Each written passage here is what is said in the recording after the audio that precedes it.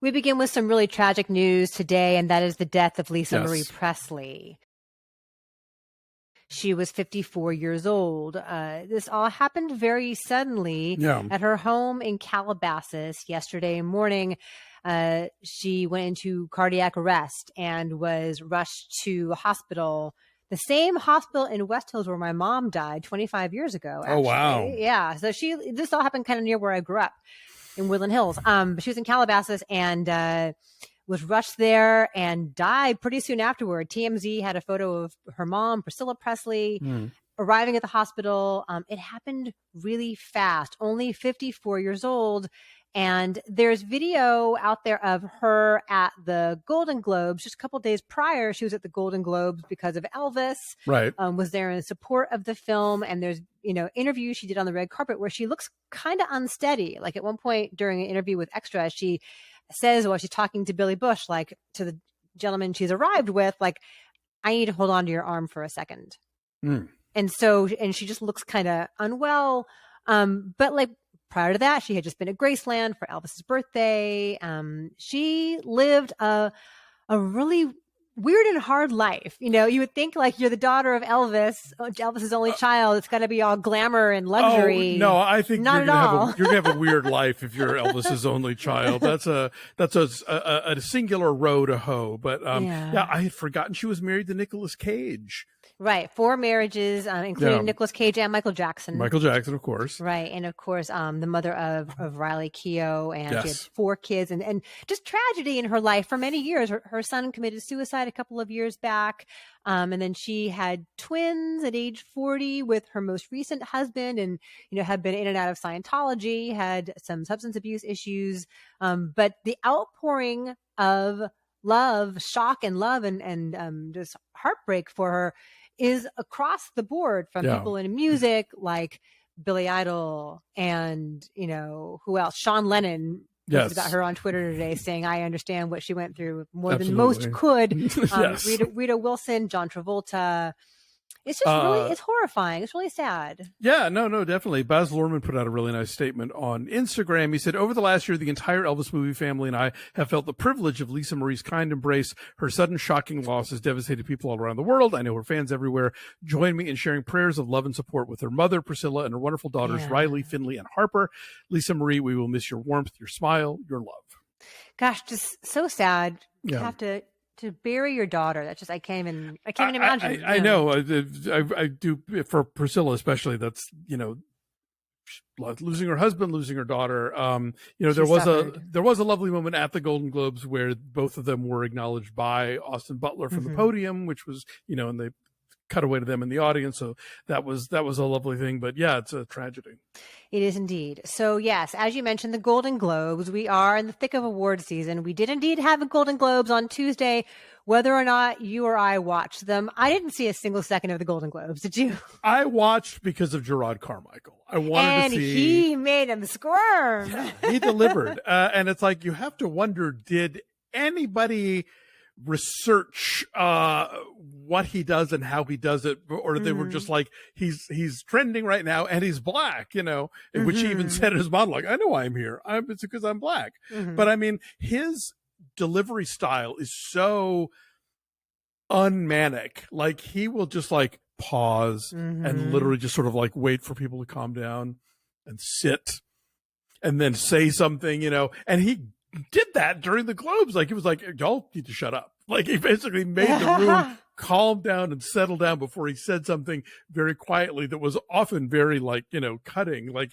he had the joke that was the most quoted from the evening. At one point, he comes from backstage holding 3 Golden Globes, saying that they were the ones that Tom Cruise had returned, and asked if they could be exchanged for the safe return of Shelley Miscavige, which is like, oh my God. When he said that, I'm like, oh shit, he went there. Yeah.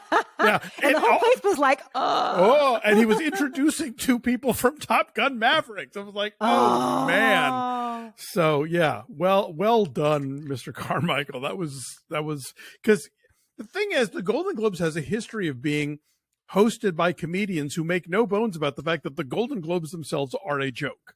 Right. But this year they were hosted by somebody who was like, oh, and this is an organization with a history of racism, and I'm the black guy you hired to somehow make this go down easier. Yeah, it went beyond like the affectionate chuckles that Ricky Gervais would elicit, for all those years. He would abuse them, but it was like, ha ha ha, we're all in on the joke. But like Gerard Carmichael, he meant it. Yeah. So that happened. But people also won awards. Yes, so the Fabelmans won Best Drama, and the Banshees of Inisherin won Best Comedy. Colin Farrell won. Austin Butler won. Michelle Yeoh, Kate Blanchett. Yeah, so those are all Ke-Huy Quan. Yeah, those are all kind of shaping up. And Angela Bassett, I think, won supporting. Yes. I'm sure you're happy that Natu Natu won for original song. Yes, that was nice in a competitive field. That guy beat Rihanna and Lady Gaga this year. So yeah, I can't imagine that will happen at the Oscars as well. Can't you see that? I can see that. It could. I mean, it could be the new, what was the Slumdog Millionaire song that won? Jai-Ho. Yeah, it could be the new Jai-Ho. You never know. Yeah, so that all happened, whether it matters or not. But we are beginning to see things take shape a little bit more here in award season, because just this past week, the Screen Actors Guild, the Directors Guild, and the Producers Guild nominations all came out.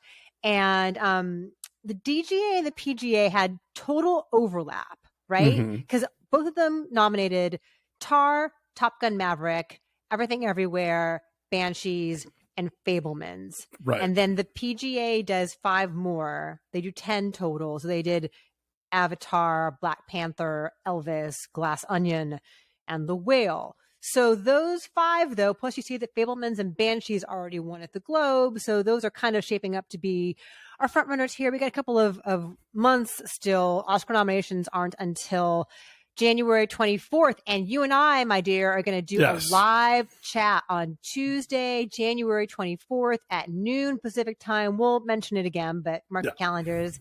Talk about that. And then the SAG Awards aren't really the best predictor of what's going to happen at the Oscars, because they have Best Ensemble, which is their version of Best Picture. Right. So they had Everything Everywhere, Banshees, and Fabelmans. But then they had Babylon and Women Talking. Yes. How pumped were you when you saw that? It seemed to be, again, like I try not to take too much of award season seriously, but the thing I had in mind was, if any movie should be nominated for its ensemble, it is Women Talking. I believe they won the Robert Altman Award at the Spirits this year also.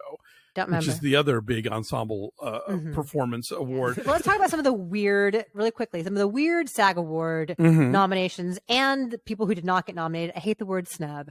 Yeah. Like Michelle Williams didn't get nominated for a SAG Award because they put all their eggs in their basket for lead actress. Yeah, I think the ongoing conversation is that was a big mistake, and it would appear that it was when you look at the Globes and all these other ones. Indeed. Adam Sandler is a first-time SAG Award nominee for Hustle. He didn't get nominated for Uncut Gems even, or Punch Drunk Love. Like Hustle, which he's really good at. He is. But you know what's so funny? Hustle was the first screener that we all got.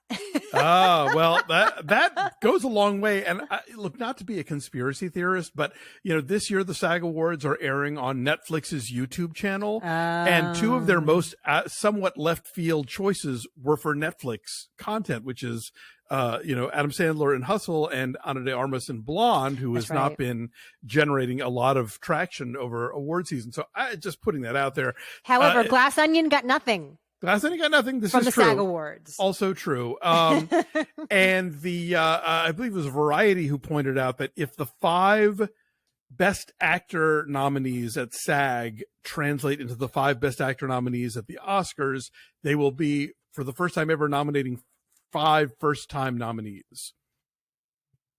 Oh.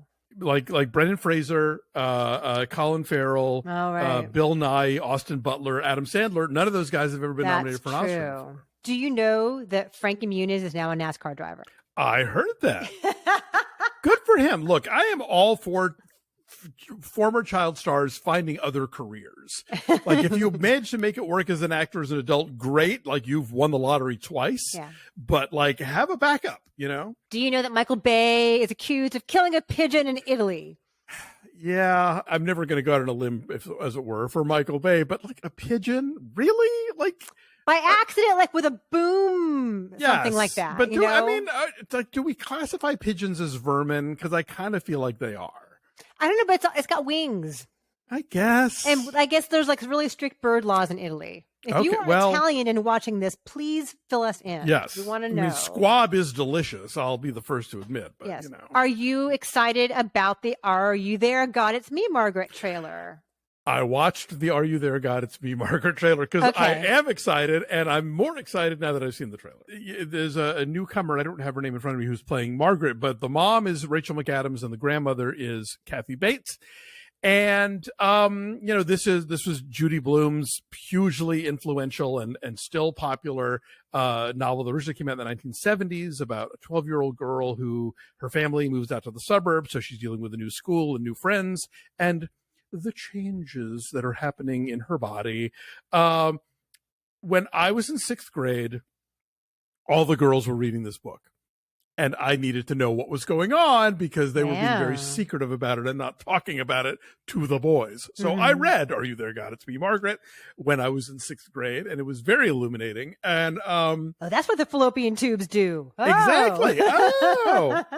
So yeah, I'm kind of pumped that it's finally getting a movie version, and this looks like it's being made by people who get it. It is forgive me, it's a period piece. It is set in the 1970s.